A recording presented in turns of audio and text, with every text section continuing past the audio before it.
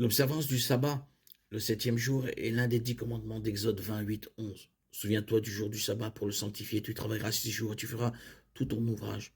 Mais le septième jour est le jour du repos de l'Éternel, ton Dieu. Tu ne feras aucun ouvrage, ni toi, ni ton fils, ni ta fille, ni ton serviteur, ni ta servante, ni ton bétail, ni l'étranger qui séjourne dans ta ville. Car en 6 jours, l'Éternel a fait les cieux, la terre, la mer et tout ce qui est contenu. Mais il s'est reposé le septième jour.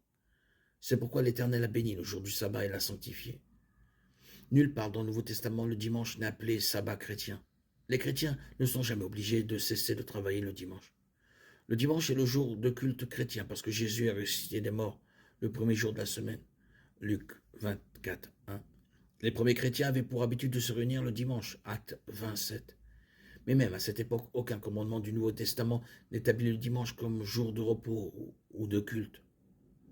L'Église primitive se demandait comment appliquer la loi de Moïse aux croyants juifs et non-juifs. Certains pensaient que les croyants juifs et non-juifs devaient obéir à la loi pour être sauvés. Acte 15, 1. D'autres pensaient que l'observance de la loi devait être la norme du comportement chrétien, mais qu'elle n'était pas un moyen ou une exigence pour le salut. Acte 15, 5. Certains pensaient que les croyants juifs devaient continuer à observer la loi, mais que les non-juifs n'étaient pas tenus de le faire.